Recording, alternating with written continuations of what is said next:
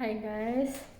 So ngayon, na-receive ko na yung parcel ko from Namshi. So, yung Namshi dito sa Saudi is like sa Laura sa Pilipinas. So, nag-order ako ng gift for myself which is a shoe. Which is a Lacoste shoes and gusto ko lang siyang i-vlog. Kaya lang ngayon. So, let's see kung maganda ba yung napili kong shoes.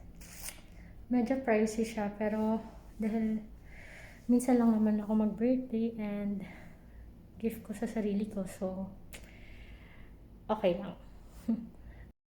Ito nga yung parcel na na-receive ko, so i-open natin siya. Dito. Yes. And excited na ako.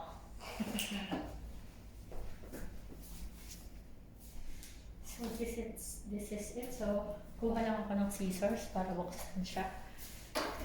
Sana maganda. Excited talaga ako. Actually, kaka-order ko lang nito ng Thursday. And ngayong Saturday, tumating siya. Di ba? Ang bilis. Kaya super saya ako. Dito ako mag-kaarawan. Nakatanggap ko yung shoes. Hindi ko rin naman ito isasot pang baby. Siguro pag umuwi ako sa akin, may use ko siya. Dito, hindi ko siya masyado gagawin. Baka hindi talaga magamit. Yan. So, ito yung box niya. Medyo damage na yung box niya. Hindi ko alam kung bakit. Yan. This is the box. Ayan. Lacoste. So, dito makikita nyo yung A-sleeve SFA with yung which is green leather. Ang size niya is 8.5 USA and Europe 40. White and dark green A-sleeve 0122 SFA. Okay, let's see.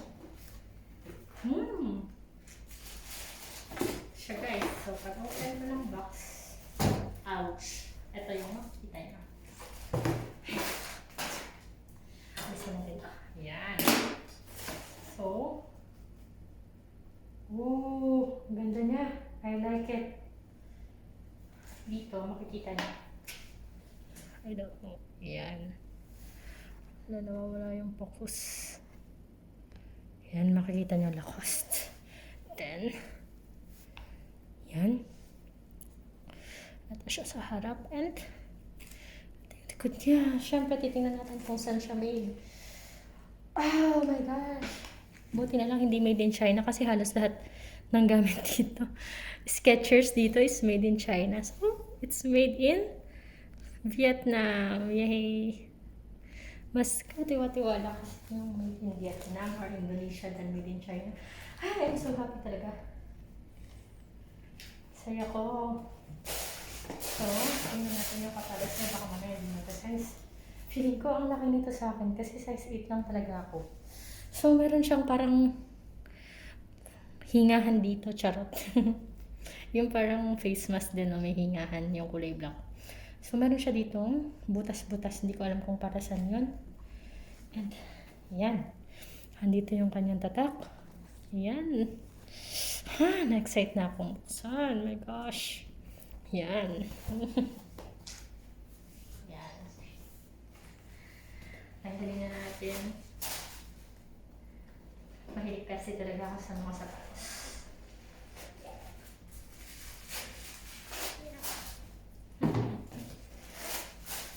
Yan. Maganda siya. Ayan siya. Charot. Ayan. So, I'm so happy talaga. Tago na lahat. Where's the box? Wala. Parang sira-sira na yung kanyang ano ko. Parang sira-sira na siya. Hindi ko may nag-order na nito. Siguro return ko sa kanina. Charot. Kasi sira-sira na yung box niya. Pero okay. Kasi gusto ko talaga siya. Yan. So, susukat ko na siya. Tanggalin ko na yung sapatos ko. Yung gamit kong sapatos, ADB. Yan. Luma na to. Adidas siya. Pero, para sa mga duty, I suggest yung Adidas kasi maganda yung quality niya and masarap siyang isuot sa paa. Hindi siya yung nakakasakit ng paa. Alam niyo, yung masakit yung paa niyo after niya siya isuot, nagpapaltos. Kapag Adidas, good yung quality niya. Ayan, makikita niyo yung details niya. Itong lakos na to, this one, naka-emboss siya. So, hindi siya nakatahi, naka-emboss siya. Ayan, maririnig niyo yung sounds. Yun. Gusto ko yung style niya talaga and yung color niya.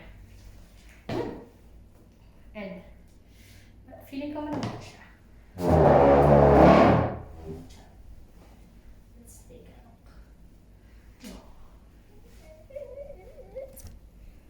Yan. Ito na pala eh. Ayan siya. So, isukat ko na. Kasi excited na talaga ako. So, ito siya pag nakasuot sa akin. Ayan. So, dito, parang go glow in the dark siya, no? Ayan.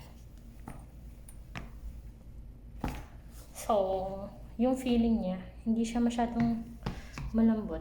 Mas preferred ko pa din yung ipang duty yung Adidas. So, pero pang lakad siya.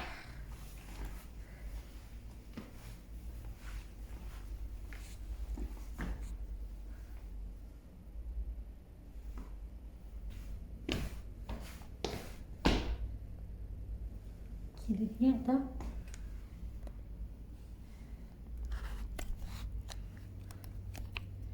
Ayan yung gilid niya.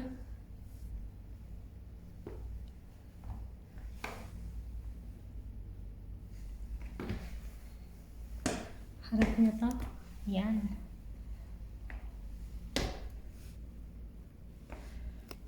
Itsura niya sa harap. Ano siyang hindi ko naayos mabuti. Yan. Tapos yung isa niyang gilid ay ito. See? So good. Yan. Ayan. So, ilakad na natin siya. Yung feeling kapag nilalakad siya.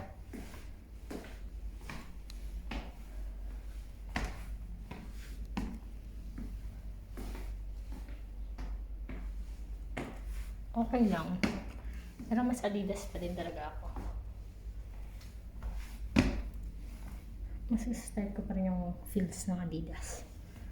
Kasi yung Adidas, comfy talaga siya eh. Parang nangibago lang ako dito. Malambot naman siya. Pero, siguro pag dumihin nga lang kasi kulay puti.